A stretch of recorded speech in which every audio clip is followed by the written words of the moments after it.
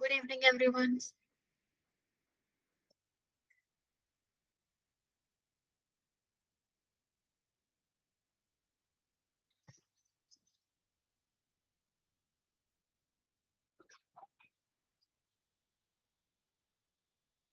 Good evening.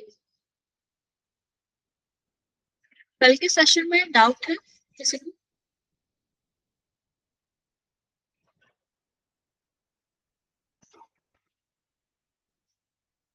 Clear था सब?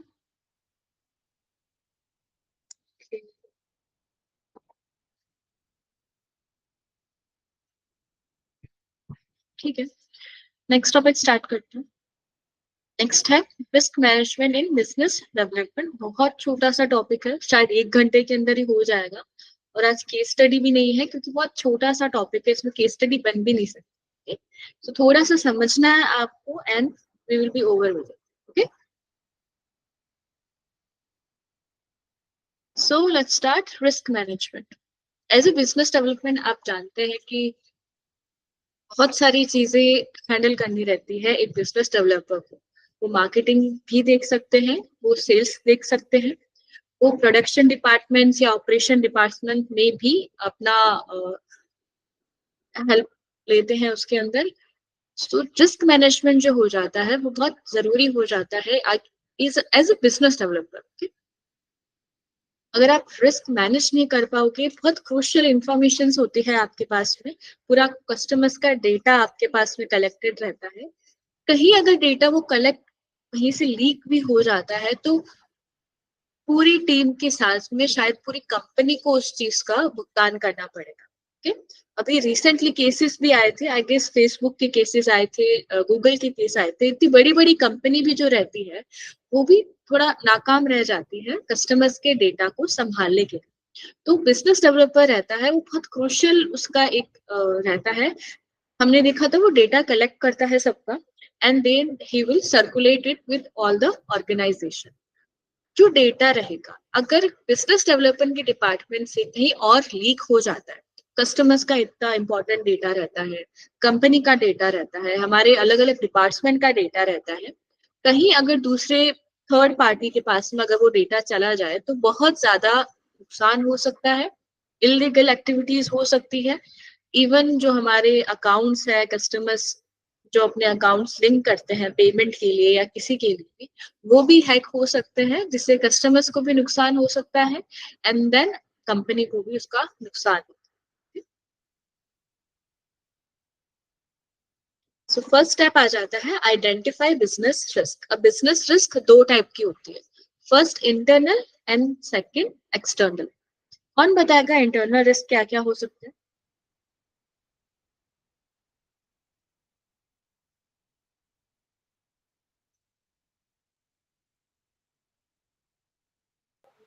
जब सिस्टम फेलियर हो गया, सिस्टम फेलियर, हाँ बोल सकते हैं, जो ऑपरेशनल एक्टिविटीज होती है। और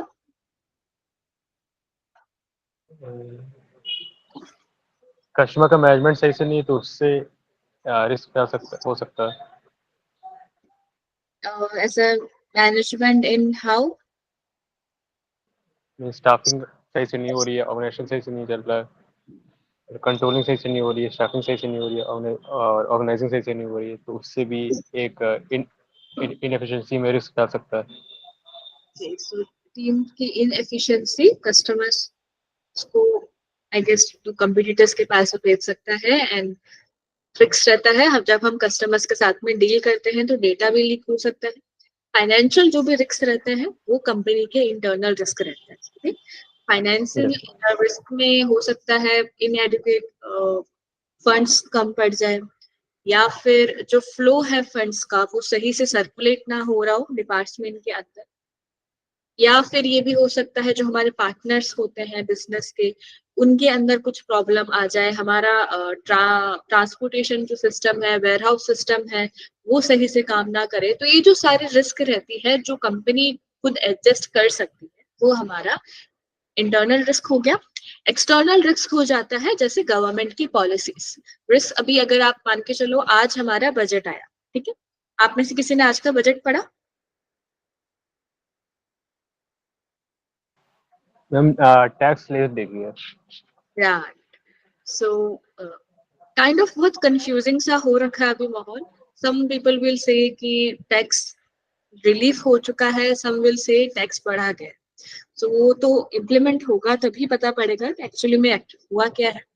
सो आज का बजट आया, तब बजट के अंदर अगर एज एग्जाम्पल अगर हम मान के चले, चलो जो भी कॉर्पोरेट है हुआ नहीं, बट ऐसे फॉर टाइम पे अनाउंस हो गया कि जो टैक्स है वो हमारा वो बढ़ गया. ओके, लेट्स से 15 लाख के ऊपर अगर आप कुछ अर्न कर रहे हो तो आपका वो पहले 20 था एंड अभी 30 हो गया. It's not true, I am just making it as a example. So आपका 5% टैक्स बढ़ जाता है. सो उससे कंपनी का लॉस होगा प्रॉफिट के अंदर, राइट? बट क्या उस रिस्क से हम कुछ कर सकते हैं? Can we do something about it? क्या हम गवर्नमेंट को कंप्लेन कर सकते हैं कि आपने टैक्स बढ़ा दिया? नहीं कर सकते. वो हमारा एक्सटर्नल रिस्क हो जाता है. जो भी एक्सटर्नल रिस्क होती है हमारी, उसको हम कंट्रोल नहीं कर सकते. बहुत मिनिमम अमाउंट होता है जो हम कंट्रोल कर सकते हैं. उसके लिए एक ही चीज होती है, आप पहले से ही प्रिपेयर रहो what will gonna happen. For example आज बजट था, तो जो भी कॉर्पोरेट रहेंगे या जो भी कंपनीज रहेगी, वो शायद 2 से 3 महीने पहले, बजट हमारा कभी भी लीक नहीं होता है, बहुत क्रूशियल इंफॉर्मेशन रहती है, एक लाइन भी लीक नहीं होती है, वर्ड भी लीक नहीं होता है. सो वो अलग अलग असेसमेंट मान के चलते हैं कि इस बार के जो हमारे बजट के अंदर क्या क्या चीजें चेंजेस हो सकते हैं. टैक्स का जो हमारा ये जो था कि टैक्स इंक्रीज या कम होने का, ये एक फंडामेंटल मान के चलो, हर बजट के अंदर कुछ ना कुछ टैक्स से रिलेटेड चीजें आती है.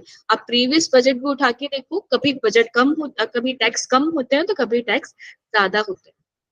वो इन सब चीजों का स्टडी लेके चलते हैं कि किस हद तक जो हमारी गवर्नमेंट है वो हमारे टैक्स बढ़ा सकती है, या किस हद तक कौन से सेक्टर के अंदर जो हमारा टैक्स है वो कम हो सकता है. अभी शायद हमारे आई गेस एग्रीकल्चर सेक्टर से इनसे टैक्स कम हो गया.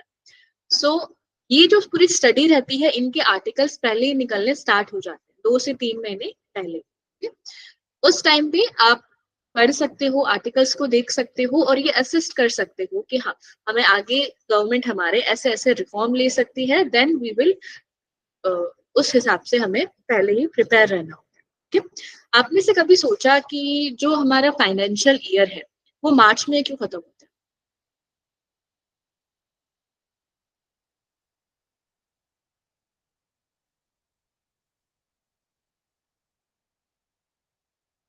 किसी को आइडिया है मार्च में क्यों फाइनेंशियल ईयर खत्म होता है हमारा?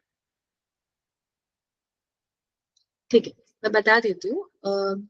यूजुअली जो हमारा बजट आता है या जो टैक्सेशन पॉलिसी आती है वो फेब में आती है. ठीक है? फेब में आई थी है, एंड अभी तो शायद थोड़ा लेट हो गया है. फेब में भी एक बजट आया था शायद हमारा. यूजुअली जो भी टैक्सेशन पॉलिसीज होती है वो फेब में आती है, या कुछ भी कॉर्पोरेट के रिलेटेड बजट्स आते हैं वो फेब के अंदर आते हैं. आपको 1 से 1.5 महीना दिया जाता है कि अब हमारे पास में बजट आ गया है. ठीक है? जो भी हमारे मॉनसून बजट होते हैं या ये, वो बजट आ गया है, एंड आप उस बजट के अकॉर्डिंग एक पूरे महीने के अंदर जो भी आपको चेंजेस करने हैं आपके नेक्स्ट फाइनेंशियल ईयर के लिए वो आप करो. वो 1 महीना का टाइम इसीलिए दिया जाता है क्योंकि फेब में हमारा बजट है वो रिलीज होता है, जिसमें मार्च में 1 महीने को पूरा टाइम देते हैं, पूरा 1 डेढ़ महीना का टाइम मिलता है, जिसमें जो भी कंपनी रहती है वो उस बजट के अकॉर्डिंग, या जो भी हमारी रिफॉर्म पॉलिसीज हुई है, गवर्नमेंट ने कुछ पॉलिसीज चेंज करी है, उस अकॉर्डिंग वो अपने नेक्स्ट फाइनेंशियल ईयर के लिए ऑलरेडी जो रिपोर्ट्स है, जो ऑलरेडी प्रिपरेशन है वो करके रख सके. इसीलिए इंडिया के अंदर अप्रैल टू मार्च होता है ड्यू टू बजट. आप एक बार इसको चेक भी कर लेना, if I am not wrong, reason यही होना चाहिए. जो भी गवर्नमेंट की पॉलिसीज आती है वो फेब में आती है. दैट्स व्हाई जो हमारा जो फाइनेंशियल ईयर है वो मार्च टू अप्रैल चलता है. ठीक, इसीलिए उसी चीज को मिगेट करने के लिए गवर्नमेंट भी आपको टाइम देती है कि आपको जो भी आपके रिस्क हो सकते हैं, जो गवर्नमेंट भी ये चीज मान के चलती है कि कुछ ऐसी पॉलिसीज आ सकती है जिससे कॉर्पोरेट को या आपके बिजनेसेस को नुकसान हो, इसलिए आपको पहले से उसका प्रिवेंशन लेना होता है.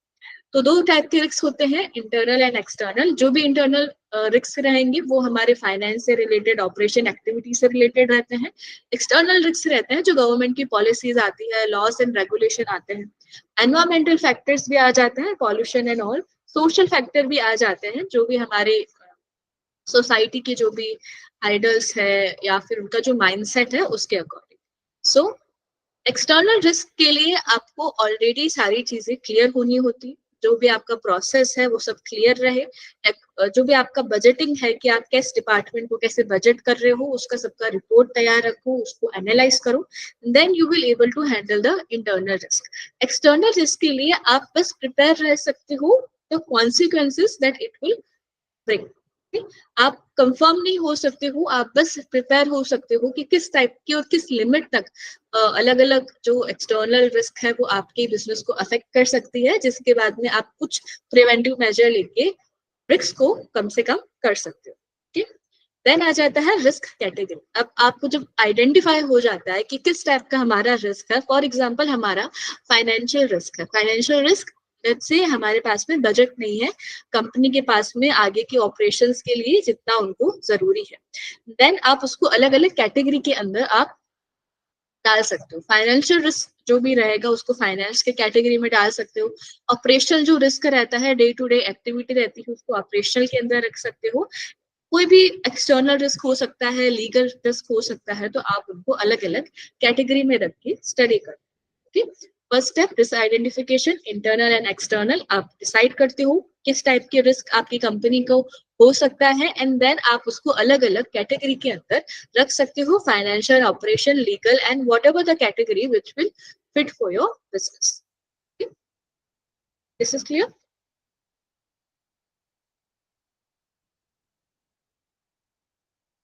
क्लियर है ये? नहीं है? ओके, देन आ जाता है रिस्क असेसमेंट। जब आप आइडेंटिफाई करके कैटेगराइज कर लेते हो आपके रिस्क को, एंड देन आप उसको असिस्ट करते हो। असिस्ट यानी कि फर्स्ट आ जाता है likelihood, assesses the probability of each identified risk occurring. This can be done through historical data, expert judgment and risk analysis technique. जब आपने रिस्क आइडेंटिफाई करके उसको कैटेगरी में रख दिया है, तब आप ये चीज देखते हो कि ये रिस्क आई कहाँ से। ओके, कहाँ से ये रिस्क आ सकती है?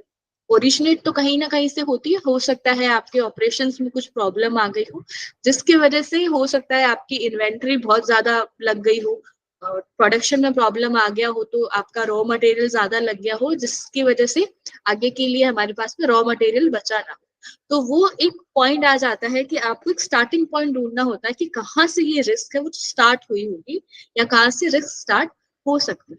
देन आप उसका इम्पैक्ट ढूंढते हो कि वो जो रिस्क है उसका लेवल कैसा है, क्या हम उसको अवॉइड कर सकते हैं, नहीं कर सकते हैं, और क्या क्या जो हार्म है वो हमारे या हमारी कंपनी को मिल सकता है उस रिस्क से।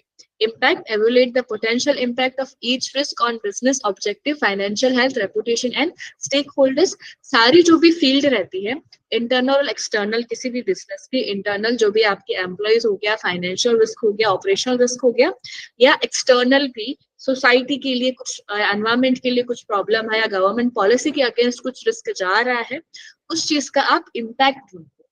फर्स्ट आपने आइडेंटिफाई करा, देन आपने कैटेगराइज करा which will be the category, then आप ढूंढते हो कि कहाँ से वो रिस्क आई होगी, एंड देन आप उसका इम्पैक्ट देखते हो कि क्या हमारा इम्पैक्ट पड़ सकता है उस रिस्क का हमारे। देन आ जाता है risk prioritisation. Risk metrics use a risk factors to prioritize risk based on their likelihood and impact. This helps to focus resources on managing high priority risk that poses a greatest threat. आपने identify करा, and then आ जाता है prioritise करना।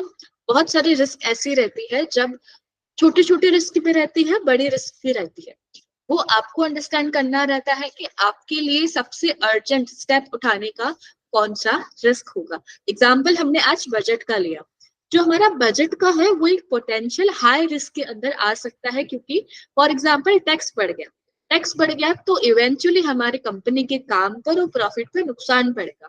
Company का profit कम होगा तो हो सकता है एम्प्लॉयज की सैलरी भी कंपनी को कम करनी पड़े। तो बहुत सारी चीजें अफेक्ट हो रही है हमारी एक टैक्स की पॉलिसी से, तो वो एक प्रायोरिटाइज हो जाता है कंपनी के लिए कि नहीं, ये जो रिस्क है बहुत बड़ी रिस्क है और हमें इसके लिए प्रिवेंटिव मेजर्स लेने पड़ेंगे। देन आ जाते हैं जो मीडियम लेवल की रिस्क होती है, लो लेवल की रिस्क होती है। फॉर एग्जाम्पल लो लेवल की रिस्क हो सकती है, आपका कोई एम्प्लॉय है and for example he is not well, वो सही नहीं है एंड वो काम नहीं कर सकता कुछ टाइम के लिए। सो वो जो रिस्क रहेगी, क्या कुछ टाइम के लिए, 2-3 दिनों के लिए, 10-15 दिनों के लिए, जो आपका कंपनी का प्रोडक्शन रहेगा वो शायद इतना नहीं रह पाएगा, क्योंकि 1-2 एम्प्लॉयज है जो सही से काम नहीं कर रहे हैं या ढंग से उनका तबीयत सही नहीं है उनकी, ठीक? तो वो एक बहुत मिनिमम रिस्क हो जाती है कि हाँ, थोड़ा बहुत अगर प्रोडक्शन कम भी होता है तो इतना फर्क नहीं पड़ता, तो कंपनी उस चीज पे फोकस कम करेगी या उसको नहीं माइंड में लेगी। कंपनी प्रायोरिटाइज करती है रिस्क को, कौन सी जो रिस्क रहेगी सबसे ज्यादा इफेक्ट करेगी, सबसे ज्यादा लॉस देगी, and then they will work on this, जो रिस्क उन्होंने प्रायोरिटाइज करके रखी उस पर वो पहले काम करते हैं। यहाँ तक क्लियर है सबको?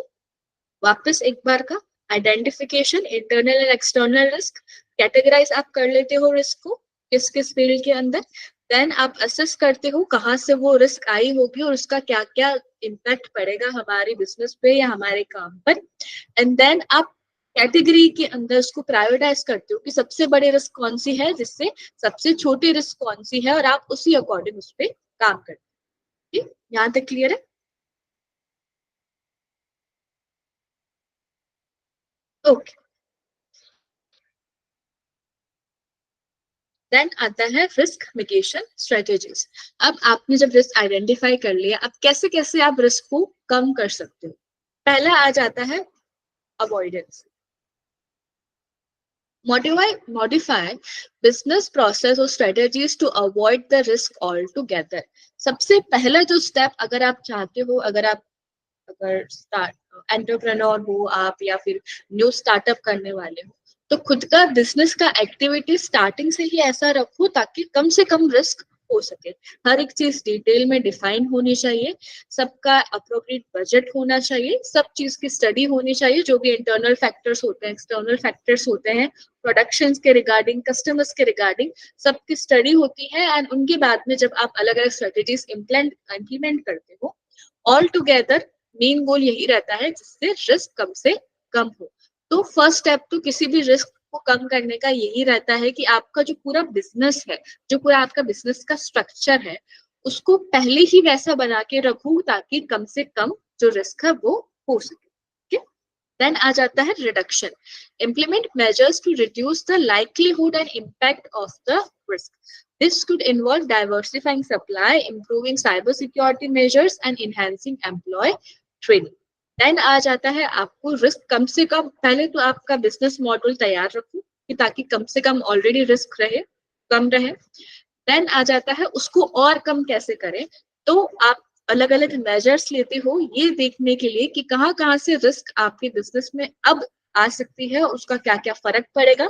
फॉर एग्जाम्पल हो सकता है आपका एक टेक्नोलॉजी का या टेक्नोलॉजी से रिलेटेड या फिर कस्टमर डेटा से रिलेटेड। फॉर एग्जाम्पल भी फेसबुक का ले लो, आपका फेसबुक पे क्या एलिगेशंस लगे थे कि वहां से जो कस्टमर्स के डेटा है वो लीक हो सकते हैं।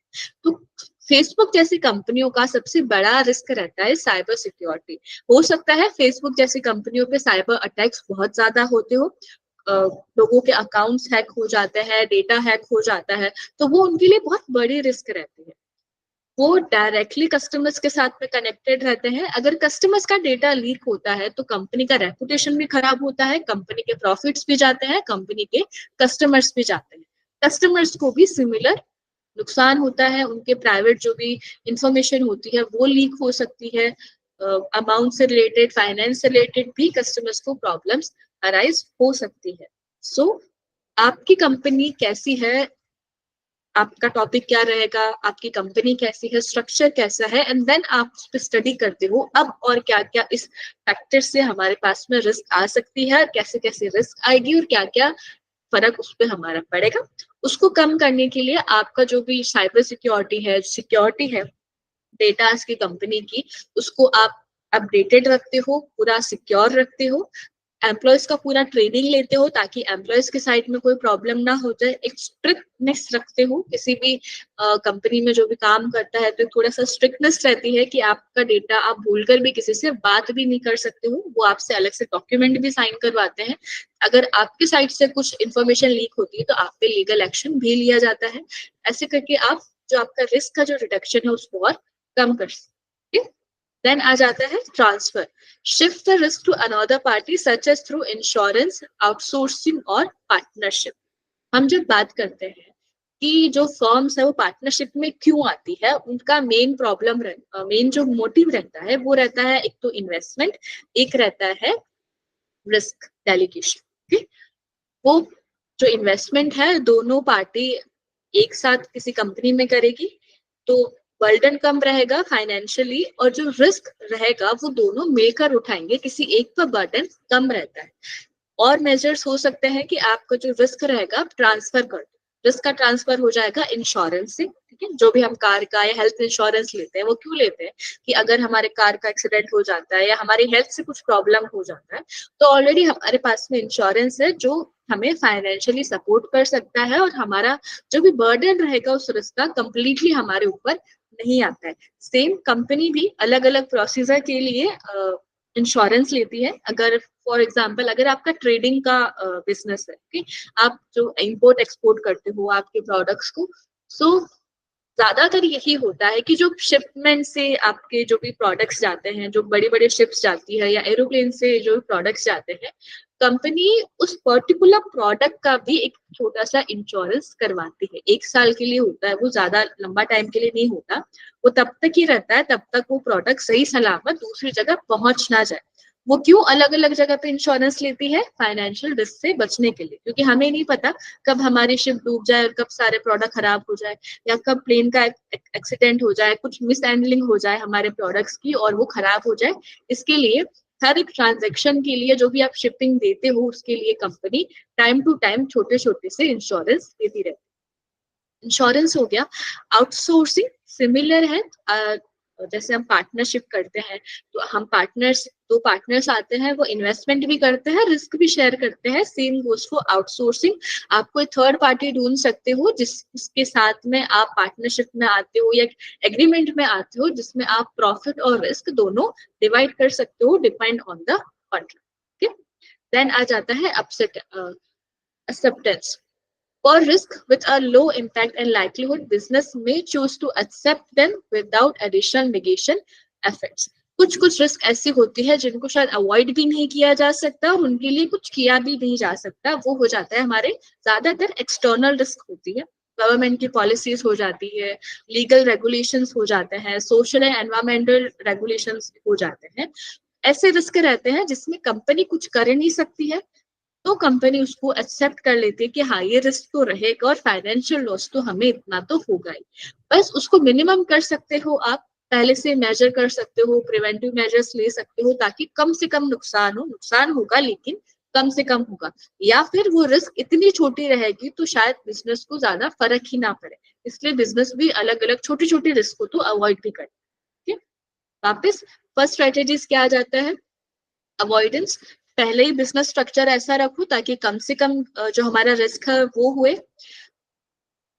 रिडक्शन, जब आपका बिजनेस का स्ट्रक्चर बन जाए तब आप डिसाइड करो अब इस बिजनेस स्ट्रक्चर में क्या क्या रिस्क अराइज हो सकती है और उनका क्या क्या इम्पैक्ट हो सकता है। उस इम्पैक्ट के लिए आप क्या क्या कर सकते हो, ट्रेनिंग दे सकते हो, सिक्योरिटीज इंक्रीज कर सकते हो, what ever the risk is. Transfer, आप पार्टनरशिप में आ सकते हो या इंश्योरेंस ले सकते हो अलग अलग रिस्क के लिए ताकि आप फाइनेंशियली सिक्योर हो जाओ उस रिस्क को बर्डन करने के लिए।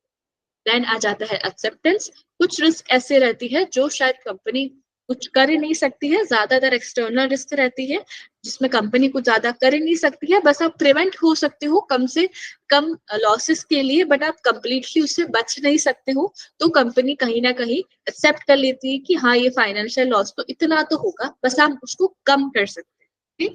या फिर ऐसी टाइप की रिस्क जो शायद ज्यादा फर्क ना दे किसी भी बिजनेस को, तो भी बिजनेस उन रिस्क को अवॉइड। ठीक है, विचार क्लियर है सबको? ओके। देन आ जाता है implementing and monitoring. Action plan, develop a clear action plan outlining who is responsible for each mitigation strategy, timeline for implementation and resource allocation। अब आपने आइडेंटिफाई कर लिया रिस्क को भी, ठीक है। अब और क्या क्या, ये सिर्फ प्रिवेंटिव मेजर्स है। सो प्रिवेंटिव मेजर्स में आप कर सकते हो आपका एक्शन प्लान, जो भी आपकी लेट्स से एक्शन प्लान अगर हम ले तो फॉर एग्जांपल आपका प्रोडक्शन का हम ले लेते हैं कि कहाँ से आपके रॉ मटेरियल्स आ रहे हैं, कौन से मशीनरी के अंदर वो रॉ मटेरियल्स निकलेंगे, एंड कैसे कैसे जो आपका प्रोडक्ट है वो डेवलप होगा। एग्जाम्पल ले लो लेस का, ठीक, चिप्स सब लोग खाते हैं, तो चिप्स के कहाँ आता है रॉ मटेरियल, क्या रहेगा उसका, या तो सॉल्ट रहेगा, सॉल्ट जो भी मसाले रहते हैं, या फिर हमारे जो आलू रहते हैं वो उसका रॉ मटेरियल हो गया। अब मशीनरीज रहेगी तो अलग अलग मशीनरी सेटअप होगी, वो अलग अलग प्रोसेस से जाते हैं, एंड देन फाइनली वो पैकेज होके बाहर वेयर हाउसेस के अंदर ट्रांसपोर्ट हो जाते हैं। सो एक लेस की जो कंपनी रहेगी उसका क्या एक्शन प्लान रहेगा, पहला तो आ जाएगा उसका रॉ मटेरियल, कहाँ कहाँ से रॉ मटेरियल आ रहा है। अब रॉ मटेरियल के अंदर क्या क्या रिस्क हो सकता है, पहला हो सकता है उनका रॉ मटेरियल हो सके खराब रहे, होता है क्योंकि वेजिटेबल्स है तो ज्यादा टाइम तक अगर थोड़ा भी आप लेट हो जाते हो उसको ट्रांसपोर्ट करने में, तो शायद आपकी जो भी वेजिटेबल्स रहती है, आलू रहते हैं, वो खराब हो जाते हैं, तो वो एक उनका रिस्क हो जाता है। उसको मिगेट करने के लिए वो अलग अलग प्लान बनाते हैं कि हमारे पास में अगर आलू खराब हो सकता है तो हम क्या क्या मेजर्स ले सकते हैं, तो उसमें के लिए वो क्या करते हैं, बहुत अलग अलग उनके पास में फार्मर्स के कांटेक्ट रहते हैं, जिसमें इमरजेंसी के लिए अगर उनके पास में रॉ मटेरियल कम आए तो वो उनसे मंगवा सकते हैं। एंड देन जो फिर आ जाता है मशीनरी के लिए, तो मशीनरी की रिगार्डिंग क्या क्या रिस्क आ सकती है, हो सकती है जो मशीन है वो खराब हो जाए या टूट जाए, उनके लिए वो ऑलरेडी एक्सपर्ट रखते हैं, जो अगर मशीन खराब भी होती है तो वो जल्द से जल्द मशीन को खराब कर दे सही कर देते हैं। एंड हो सकता है उनके पास में एक स्पेयर मशीन भी रहे जिनको वो ज्यादा यूज ना करते हो, तो दीज आर ऑल द अलग अलग टाइप की स्ट्रेटेजीज डेवलप करते हैं, जो भी उनका प्लान रहता है कि उनका जो प्रोडक्शन कैसा हो रहा है, हो ट्रांसपोर्टेशन के लिए कैसे जा रहा है, हर एक स्टेप के लिए उनके पास में एक सोल्यूशन रहेगा। रिस्क क्या क्या अराइज होती है वो ऑलरेडी नोट करके रखते हैं, वैसे ही जो रिस्क आती है तो वो पहले उनको अवॉइड कर देते हैं, राइट। तो हो गया हमारा एक्शन प्लान, हर एक चीज को आप आउटलाइन करते हो क्या क्या रिस्क आ सकती है और उसको कैसे आप सही कर सकते हो। देन आ जाता है monitoring, regularly monitor the effectiveness of risk mitigation strategies and adjust necessary. This में involve ongoing risk assessment, performance metrics, feedback and mechanism. आपने प्लान बना लिया कि आपका जो रिस्क रहेगा कहाँ कहाँ पे हर एक प्रोसेस में आ सकता है और आपको कैसे उसको सॉल्व करना है, लेकिन उसको भी आपको अपडेट करना रहता है। आप एक ही प्लान के साथ में आप सालों तक उसको नहीं लेके जा सकते, मशीनरी अपडेट होती है, रॉ मटेरियल्स भी अपडेट होते हैं, प्रोसेस पूरा जो है वो अपडेट होता रहता है, तो हमें भी हमारे प्लान जो रहता है उसको हमेशा अपडेट करना रहता है। अलग अलग रिपोर्ट्स आप अपडेट कर सकते हो, प्रोसेस है वो आपका अपडेट होता है, उस अकॉर्डिंग आप उनकी रिपोर्ट्स बनाते हो, एनालाइज करते हो, और जैसी जैसी नई नई रिस्क एड ऑन होती रहती है वैसे वैसे नए नए सोल्यूशन भी उनको ऐड करते रहते हैं, ठीक है। इम्प्लीमेंटिंग एंड मॉनिटरिंग, प्लान बनाते हो कैसा आपका पूरा प्रोसेस होता है प्रोडक्शन से रिलेटेड या व्हाटएवर, हर एक चीज का आउटलाइन किया जा सकता है, क्या क्या रिस्क अराइज होगी हर एक स्टेप पे और उसको आप कैसे सॉल्व कर सकते हो, एंड देन आप अलग अलग एक्सपर्ट असाइन कर सकते हो, पूरा डेलीगेशन कर सकते हो अथॉरिटी का, रिस्क असेसमेंट का। एंड देन मॉनिटरिंग के टाइम पे आप हर एक चीज को चेक करते रहते हो कि कहीं कुछ नया रिस्क ना अराइज हो जाए, या कुछ अपडेट होता है, मशीनरी अपडेट होती है या प्रोसेस अपडेट होता है, तो उससे क्या क्या नए रिस्क आ सकती है उसको आप पहले ही स्टडी करके रखते हो, and at the time of the risk you are already ready to handle. Then आ जाता है risk culture and awareness. Foster a culture of risk awareness and educate employees at all levels about identifying and managing risk. Encourage open communication channels so that risk can be reported and addressed promptly. अब आपके side से तो आपने try कर लिया सारे जो भी रिस्क को कम से कम करने का, जो आपके एम्प्लॉयज है उनकी साइड से भी तो मिस्टेक हो सकती है। दैट्स व्हाई रिस्क कल्चर और अवेयरनेस का पॉइंट हमें बताता है, जो एजुकेशन रहेगा किस किस टाइप के रिस्क एम्प्लॉयज की साइड से आ सकती है। अब एम्प्लॉय साइड की साइड से क्या क्या रिस्क हो सकती है, वर्क से रिलेटेड हो सकता है, उन्होंने काम में कुछ गड़बड़ कर दिया हो। अगर हमने लेस का एग्जांपल लिया था, हो सकता है उन्होंने देखने में मसालों में प्रॉब्लम कर दिया हो, टेस्ट खराब कर दिया हो, क्योंकि एट द एंड जो टेस्ट का सबका रहता है वो एम्प्लॉयज के ऊपर रहता है जो वहां पे वो चिप्स बना रहे होते हैं, ना कि मशीनरीज का। सो अब उनको एजुकेट करते हैं कि आपकी साइड से क्या क्या रिस्क अराइज हो सकती है और आप उस रिस्क को कैसे सॉल्व कर सकते हो। वो एजुकेशन आप आपके एम्प्लॉयज को देते हो। कम्युनिकेशन ट्रांसपेरेंट लगते हो। अगर आप ज्यादा स्ट्रिक्ट रहते हो या ज्यादा अथॉरिटी में रहते हो, तो अगर किसी का एम्प्लॉय ने गलती भी करी होगी तो वो शायद आपको बताएगा ही नहीं। तो आपको एक वैसा कल्चर भी डेवलप करना है खुद की बिजनेस के अंदर, ताकि अगर कोई कोई प्रॉब्लम भी करता है तो हैंड टू हैंड आपको आके बता दे कि हाँ ये प्रॉब्लम हो गई है, जिससे आप हैंड टू हैंड उनको सोल्यूशन दे सकते हो या रिस्क को कम कर सकते हो। ठीक है? ये 2 पॉइंट क्लियर है? ओके।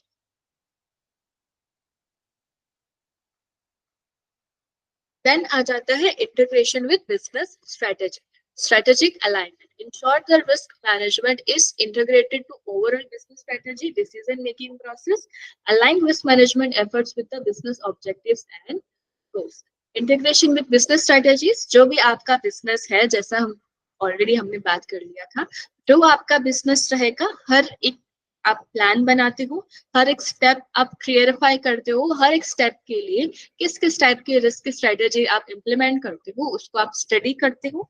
ऐसी स्टडी करो या ऐसे स्ट्रेटेजी अगर आप इंट्रोड्यूस करो कि वो आपके बिजनेस के साथ में मिल सके। ठीक, हो सकता है जो रिस्क ऐसी हो कि ओवरऑल उस रिस्क के लिए एक स्पेसिफिक स्ट्रेटेजी ऑलरेडी बनी हुई है, बट शायद वो स्ट्रेटेजी आपकी जॉब के लिए या आपके वर्क के लिए सही नहीं हो। तो वो आपको ध्यान रखना रहता है कि जो भी स्ट्रेटेजीज आप डेवलप कर रहे हो हमारे रिस्क मैनेजमेंट के लिए, वो आपके बिजनेसेस के साथ में भी अलाइन करे। लास्ट आ जाता है continuous improvement, learn from experience and adaptability. Learn from experience, risk होगा, लॉस होगा, लेकिन रुकना नहीं। ठीक, बस बढ़ते रहना है। प्रॉब्लम्स आती है, आप प्रॉब्लम को फेस करो तो आप ही सीखोगे। ठीक, आप सीखते हो, अगर दोबारा वैसी कुछ प्रॉब्लम अराइज होती है तो आपको पता रहेगा उसको कैसे हैंडल करना है। कोई भी कॉर्पोरेट ये नहीं बोलता है कि आपको कभी लॉस उठाना ही नहीं है या आपकी साइड से कभी कोई गलती होनी ही नहीं है।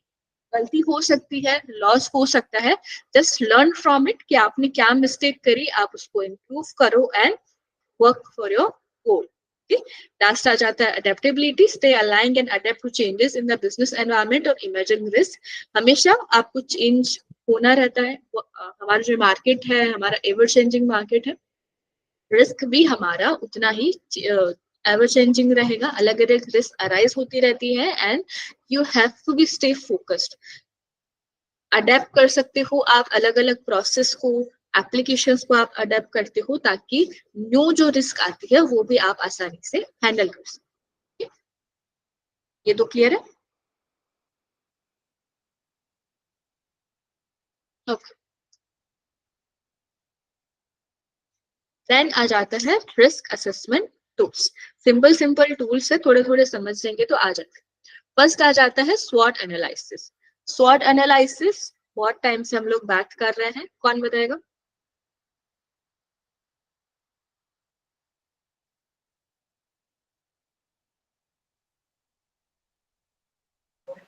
Ma'am, it is the analysis of strength, weakness, opportunity or threats of the company. Correct. जो भी कंपनी की इंटरनल एक्सटर्नल थ्रेट्स होती है, रिस्क होती है, उनको एनालाइज करने का ये टूल होता है। प्रोसेस मान लो आप। ठीक, क्या क्या उससे फायदा मिल सकता है, कंपनी कहाँ पर सही है, जो कंपनी का स्ट्रेंथ रहेगा वो कैसा है, कंपनी का क्या वीकनेस है, जो भी इंटरनल वीकनेस है उसको आप स्टडी करते हो तो आप स्ट्रेंथ की हेल्प से वीकनेस को नलीफाई कर सकते हो। देन क्या क्या अपॉर्चुनिटीज होगी आपकी एक्सटर्नल फैक्टर में, आपके मार्केट में, आप उसको आइडेंटिफाई करते हो, और वो अपॉर्चुनिटी क्या क्या आपके साथ में नेक्स्ट रिस्क ला सकता है, थ्रेट ला सकता है, उसको भी आप एनालाइज करते हो एंड उसी हिसाब से आप आपकी जो स्ट्रेटेजीज है वो डेवलप करते हो and then you will move towards your goal. Then आ जाता है PESTEL analysis. PESTEL is political, economical, social, technological and legal environment. Basically जितने भी एक्सटर्नल फैक्टर है ये उसकी एनालाइज का स्टडी है कि जो भी बेसिक में हम अगर कॉमर्स में है तो ये हमारा बेसिक ये पांच है.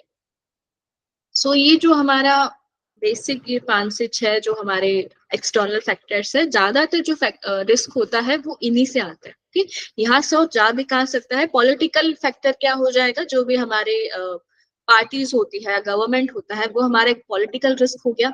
इकोनॉमिक रिस्क हो गया कंपनी का या फिर कंट्री का इकोनॉमिक पोजीशन कैसा है, लाइक लॉस में जा रहा है उसका economic budget, GST and all.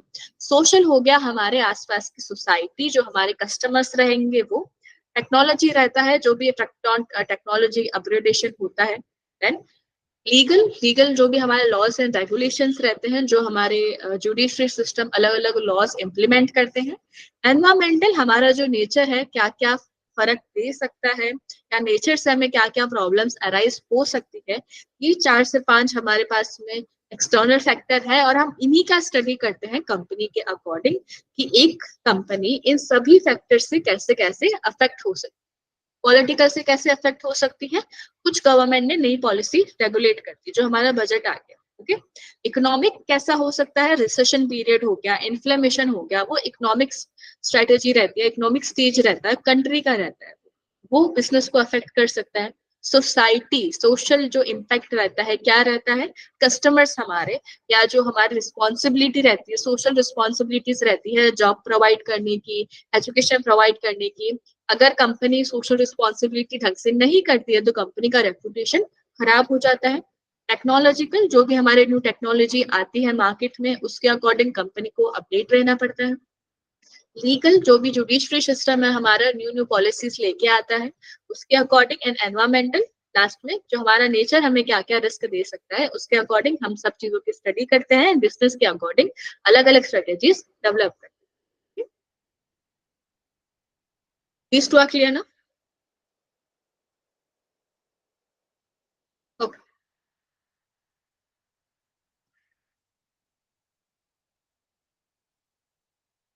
Then आ जाता है risk matrix. Risk matrix to prioritise risk based on the likelihood and impact. आप एक पूरा रिपोर्ट तैयार करते हो, जो भी हमने पहले बात करी थी, आप जो भी रिस्क रहेगी आपकी कंपनी के लिए, उसका आप रिपोर्ट तैयार करते हो.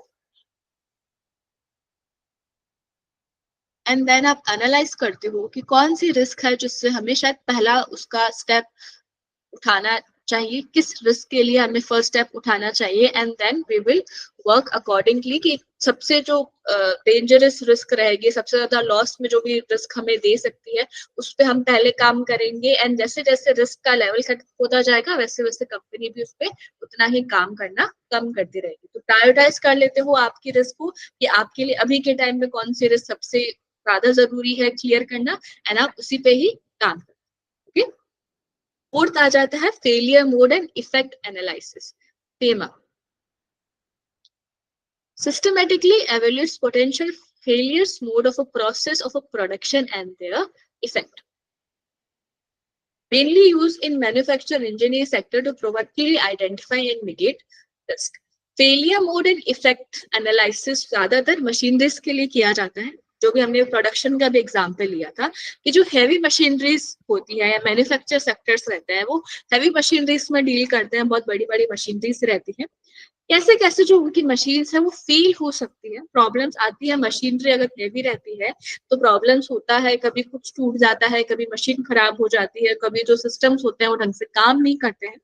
तो ये उसका स्टडी है कि जो आपकी मशीनरी रहेगी वो कैसे वर्क कर रही है, उससे क्या क्या प्रॉब्लम अराइज हो सकती है उस मशीन से, आप उसकी स्टडी करते हो. तो वो हमारा failure mode and effect analyse होगा कि क्या कहाँ कहाँ पे मशीन जो है वो हमारी खराब होगी और कैसे क्या उस पर फर्क पड़ेगा. एंड में फर्क पड़ता है प्रोडक्शन से रिलेटेड कि जो आपका प्रोडक्टिविटी या प्रोडक्शन जो एक्टिविटी है वो रुक जाती है या टाइम टेम्पररी वो थोड़ा सा स्लो डाउन हो जाती है अगर आप आपकी जो मशीनरीज रहती है उसको ध्यान नहीं रखते हो. तो उसकी स्टडी हमारा failure mode and effect analysis है. ये तो क्लियर है.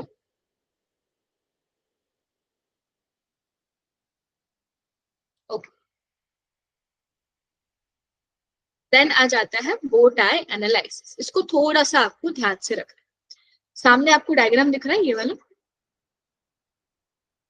बो टाई के जैसा, राइट? तो आप देख सकते हो उसको बो टाई एनालिसिस क्यों बोलते हैं। व्हाट इज अ बो टाई एनालिसिस?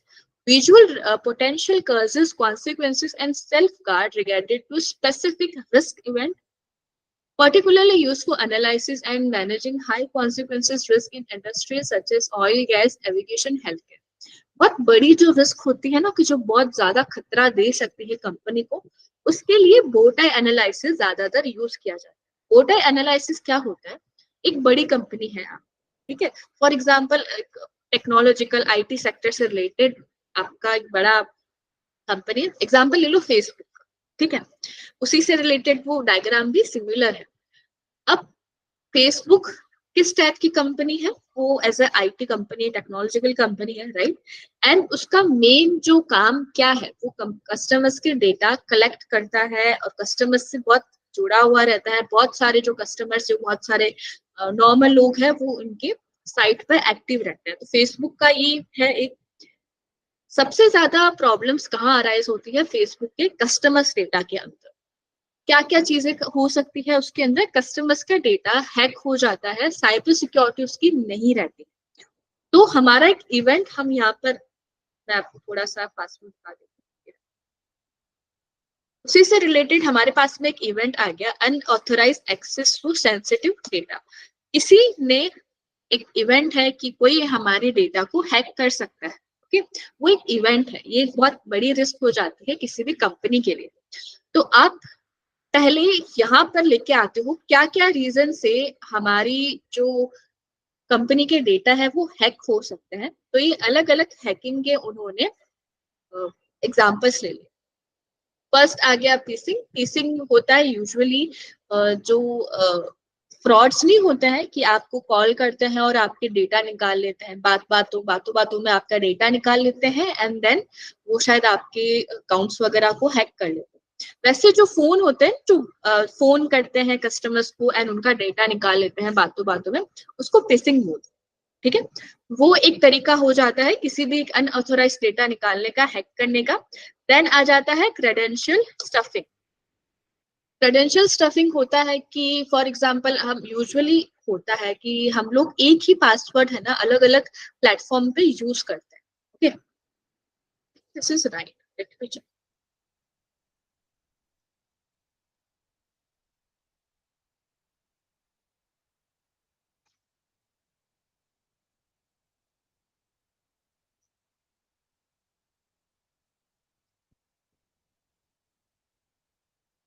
हाँ, वही। सो ये दूसरा तरीका हो जाता है कि हम लोग नहीं देखते कई कई बार कि लोग बोलते हैं मेरा फेसबुक का या मेरा इंस्टाग्राम का अकाउंट हैक हो गया। तो वो ये है क्रेडेंशियल स्टफिंग बोलते हैं उसको, कि लोगों को पता रहता है जो भी ये हैक करते हैं कि कुछ स्पेसिफिक चीजों से ही हम हमारा पासवर्ड निकालते हैं। या तो हमारा बर्थ डेट होगा वो, राइट, या हमारे रिलेटिव्स के बर्थ डेट हो जाता है, कुछ स्पेसिफिक डेट हो जाती है, हमारा फोन नंबर हो जाता है। ये कुछ कुछ चीजें रहती हैं जो शायद पूरे बहुत सारे लोग इन्हीं को ही लेकर उनका पासवर्ड वो रखते हैं, ठीक है। इसलिए लोग मना करते हैं कि कभी भी आपका जो बर्थ डेट रहता है ना, उसको कभी पासवर्ड मत बनाओ, क्योंकि वो एक इकलौता ऐसा डिटेल रहता है जो शायद सबके पास में रहता है। ओके, सबको आपका बर्थडे कब है पता रहता है, और वही बर्थडे आपने आपके इंस्टाग्राम के अकाउंट में एज अ पासवर्ड लिख रखा है। कोई भी किसी को पता रहेगा आपका ये बर्थडे है, बर्थ डेट है, आपके आधार कार्ड में रहता है, आपका नंबर, फोन नंबर रहता है, ईमेल आईडी रहती है, बर्थ डेट रहता है, तो ये तो ऑलरेडी सबके एक्सेस में है जो भी आपके कार्ड्स रहते हैं। सो कोई भी उसको यूज करके आपका अकाउंट हैक कर सकता है, जिसको हम क्रेडेंशियल स्टफिंग बोलते हैं। पहला हो गया पीसिंग, पहला फुसला के फोन करके उनकी बातों में उनका डेटा निकाल लेते हो। या फिर कुछ कॉमन पासवर्ड होते हैं जो बहुत सारे लोग यूज करते हैं, जैसे 1 to 9 एक नंबर है, तो आपके शायद अगर पेरेंट्स होंगे तो वो ज्यादातर 1 to 9 एक नंबर रखते हैं जिसमें पासवर्ड वो उन्हीं का ही रखते हैं। तो वो ये चीज सबको पता रहती है, इस चीज को यूज करके लोग अकाउंट हैक कर लेते हैं। देन आ जाता है हमारे पास में एप्लीकेशन कॉम्प्रोमाइज। क्या आप अलग अलग सॉफ्टवेयर यूज करके बार बार, लेट मी से,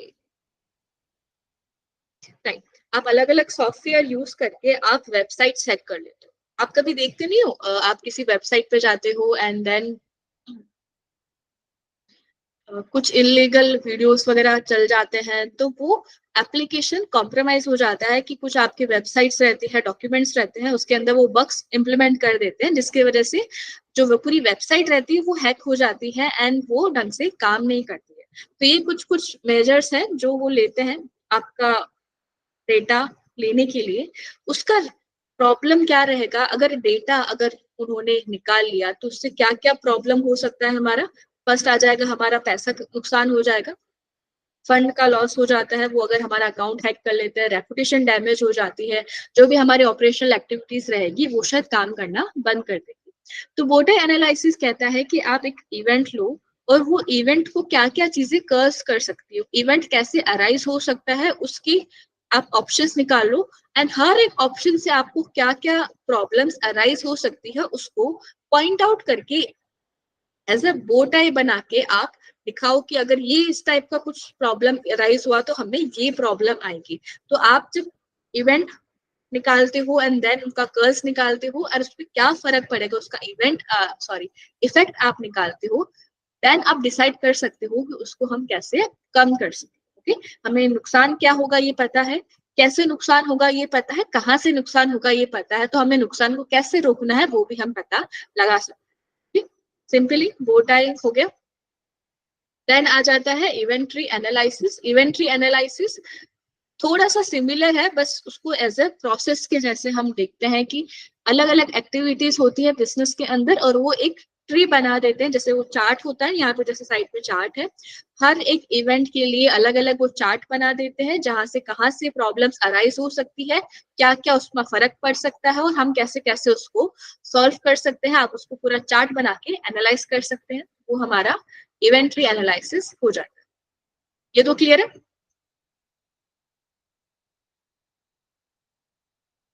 ओके,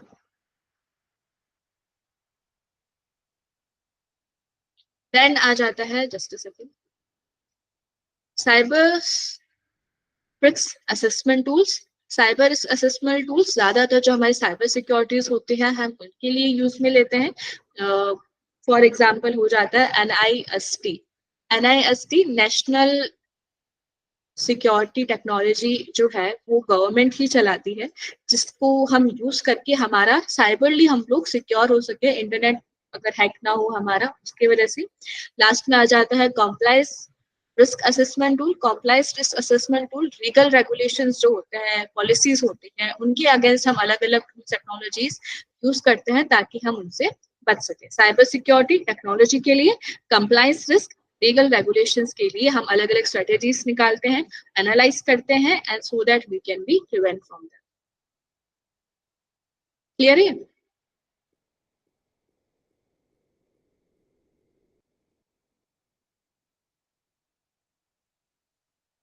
पूरे टॉपिक में कुछ डाउट है?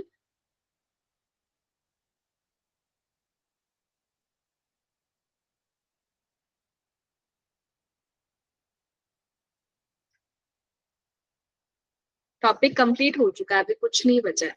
केस स्टडी भी नहीं है इसके अंदर, इसमें क्या ही तो केस स्टडी बनेगी, इसलिए कुछ डाउट है तो पूछ सकते हैं।